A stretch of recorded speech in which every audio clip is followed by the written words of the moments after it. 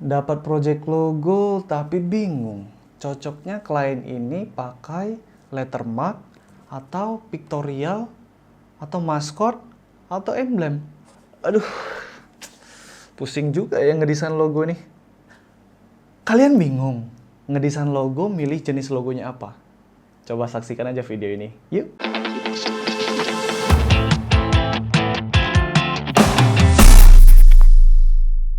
Halo guys, welcome back to my channel para desainer dan freelancer. Ketemu lagi dengan aku, Rio Purba. Terima kasih masih stay tune di channel ini. Kali ini kita bakal membahas jenis-jenis logo apa aja yang ada. Nah, ini termasuk materi basic di pengenalan desain logo.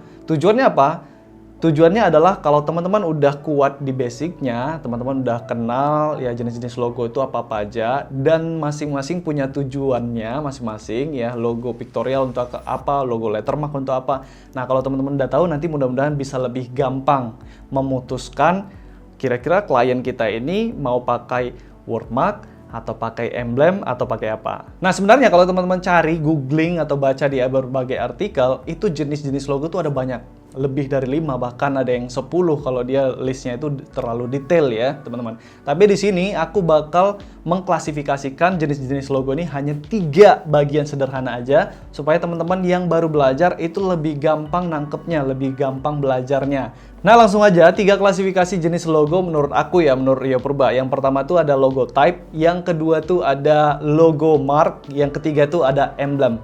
Oke, kita bahas satu-satu ya. Yang pertama tuh logo type. Logo type ini adalah logo yang berbentuk tulisan. Jadi tidak ada simbol atau gambarnya, hanya tulisan teks saja. Bisa inisial atau bisa namanya langsung.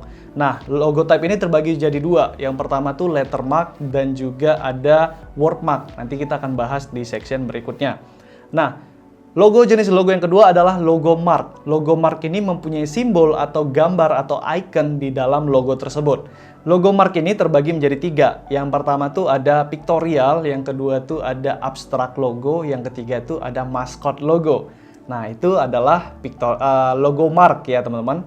Nah, yang ketiga adalah logo emblem. Emblem ini adalah sebuah logo yang terdiri dari perpaduan teks ya. Jadi biasanya tuh ada banyak teks di situ dan itu dipadukan, dikombinasikan dengan bentuk-bentuk dasar seperti persegi atau lingkaran atau segitiga atau trapesium dan lain sebagainya.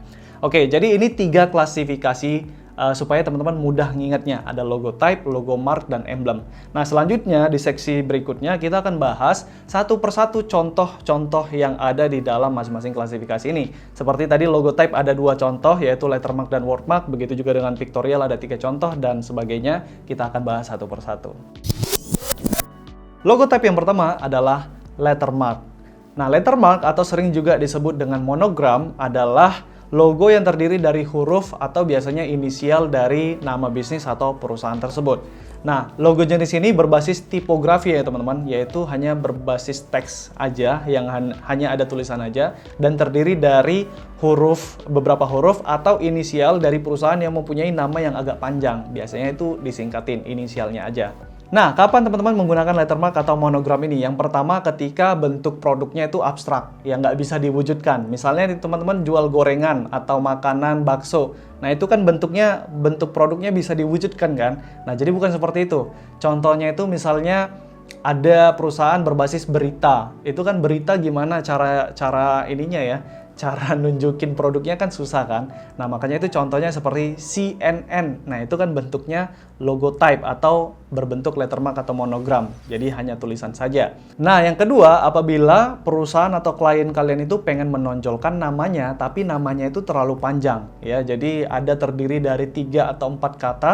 Nah, lebih baik itu disingkat, dijadikan lettermark atau monogram aja. Nah, tipsnya untuk teman-teman bisa mendesain lettermark atau monogram yang bagus adalah yang pertama, teman-teman harus memilih style font yang tepat, yang sesuai dengan visi misi ataupun kepribadian dari perusahaan tersebut. Nah, tips mendesain lettermark atau monogram yang tepat untuk perusahaan atau bisnis klien kalian adalah yang pertama, teman-teman harus menentukan style typeface atau font seperti apa yang kira-kira sesuai dengan jiwa dari perusahaan atau brand tersebut. Apakah style typeface-nya itu modern ya, terus simple atau cute atau font. Nah, itu teman-teman harus bisa terlihat dari bentuk typeface yang kalian akan gunakan nantinya. Tips kedua, pastikan kalian mempunyai lisensi yang proper ya, yang pas ya, yang tepat ya.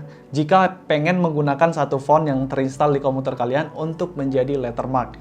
Karena lettermark ini kan tidak ada elemen grafis atau icon yang kalian buat kan. Itu full semuanya menggunakan huruf yang berasal dari typeface atau font yang terinstall di dalam komputer kalian.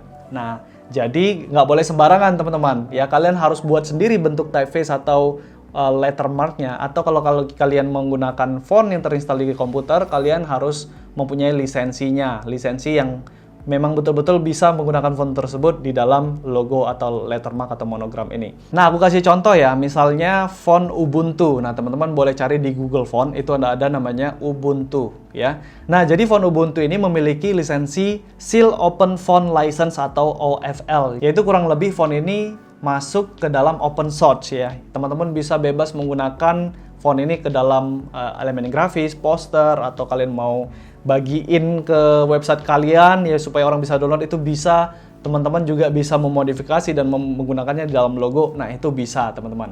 Nah, nanti coba aku cantumkan linknya supaya teman-teman bisa baca lebih lanjut tentang Seal Open Font License ini. Untuk contoh perusahaan yang menggunakan jenis monogram atau lettermark pada logo mereka, yaitu pertama ada CNN, yang kedua ada IBM, yang ketiga ada NASA, yang keempat ada HBO. Logo type yang kedua disebut dengan wordmark.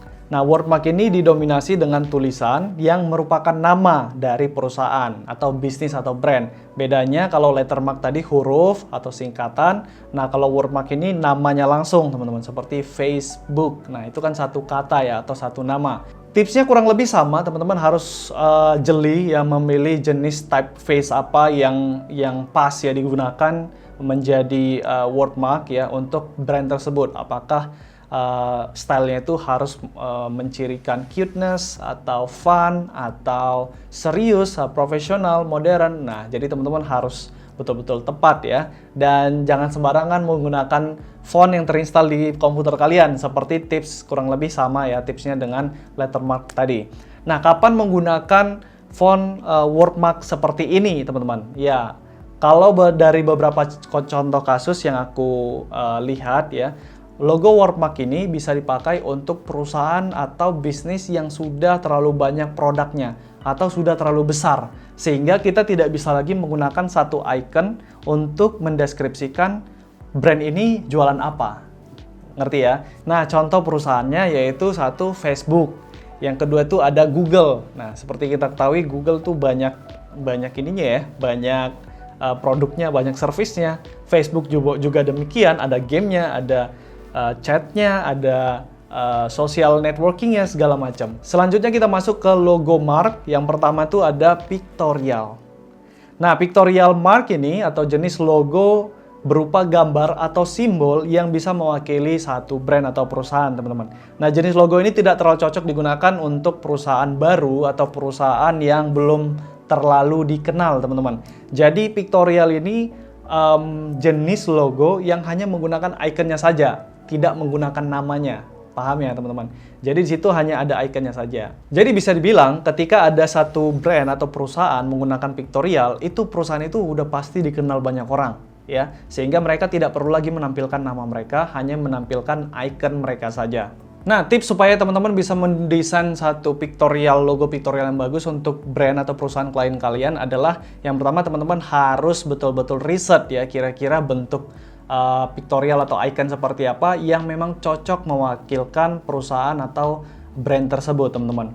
Dan harus timeless juga, seperti yang aku bilang tadi, karena pictorial ini rata-rata dipakai oleh brand yang besar ya, walaupun tidak selalu, tapi kecenderungan seperti itu. Jadi teman-teman harus mendesain logo yang style itu timeless, artinya bisa bertahan jangka waktu yang lama. Misalnya bisa dipakai ini 10 tahun, 20 tahun, 30 tahun ke depan, bahkan bila perlu nggak perlu ganti-ganti logo lagi.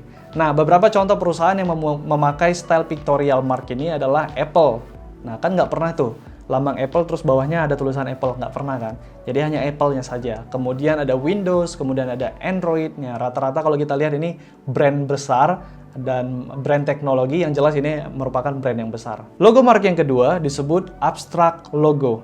Nah, jadi jenis abstrak logo ini biasanya berbentuk geometris atau seperti organik gitu bentuknya ya. Bahkan bisa saja memiliki bentuk yang kompleks yang kita nggak tahu itu bentuk apa gitu ya. Yang jelas itu abstrak ya. Makanya itu sering disebut dengan abstrak logo.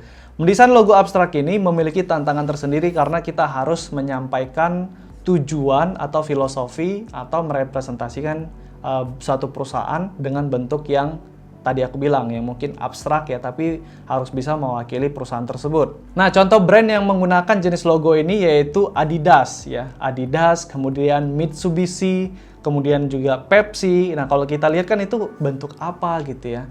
Nggak jelas mau bentuk apa gitu. Tapi kalau kita lihat bentuk abstrak pada logo tersebut ya betul-betul mewakili filosofi dari perusahaan mereka masing-masing. Logo merek yang ketiga disebut maskot. Nah, logo maskot ini biasanya menggunakan karakter ya, bisa melambangkan manusia, atau hewan, atau tumbuhan, bahkan benda mati yang dibikin seolah-olah hidup. Nah, ada contohnya tuh, nanti kita lihat ya.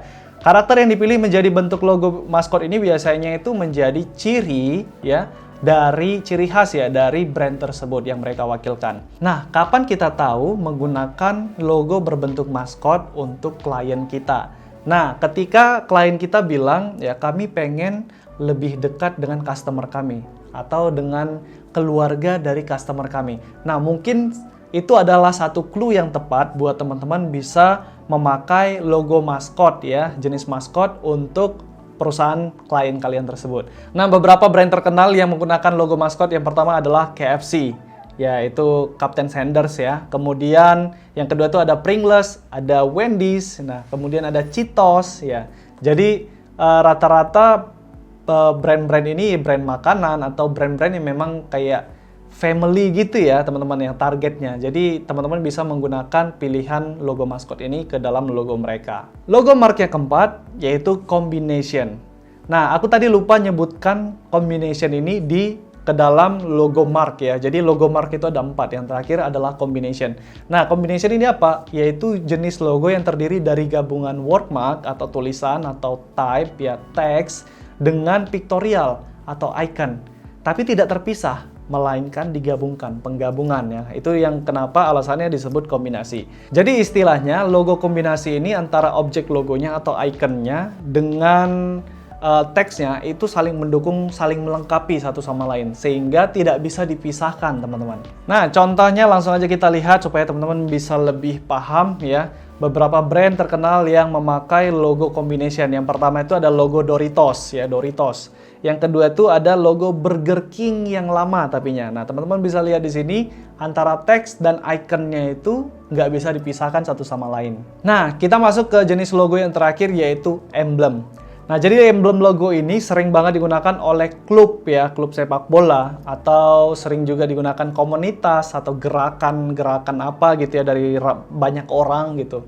Terus sering juga digunakan untuk kementerian atau lembaga resmi, sekolah ya, seperti itu. Nah, ciri khas dari logo ini memiliki bentuk dasar perisai atau lingkaran atau bentuk-bentuk dasar lainnya, persegi lah atau trapesium lah atau ketupat. Nah, jadi di dalamnya itu terdapat tulisan atau juga gambar-gambar atau icon-icon. Nah, jadi dipadukan antara teks, icon, kemudian di wrap ya atau dibungkus dalam bentuk dasar seperti lingkaran atau trapesium atau persegi, ketupat, dan lain sebagainya. Kalau teman-teman desainer ngelihat ya logo-logo emblem itu kayaknya simple ya, kayaknya simple aja sih buatnya, tapi ribet cuy ya. Nggak ada buat logo yang gampang tuh nggak ada.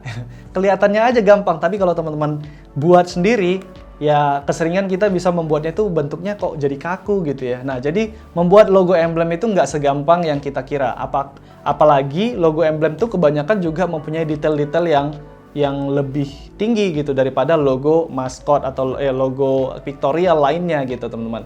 Jadi beberapa itu logo kayak logo komunitas motor itu ya, itu detailnya itu sampai ada kayak ilustrasi di dalam emblemnya. Tapi tidak sedikit juga brand atau perusahaan yang mempunyai logo emblem tapi yang detailnya lebih disederhanakan. Ya, beberapa contoh brand terkenal yang mempunyai logo emblem yaitu pertama itu Harley Davidson pastinya, yang kedua itu ada Starbucks ya, kemudian yang ketiga itu ya seperti klub-klub sepak bola ya seperti Manchester United, Chelsea, dan lain sebagainya.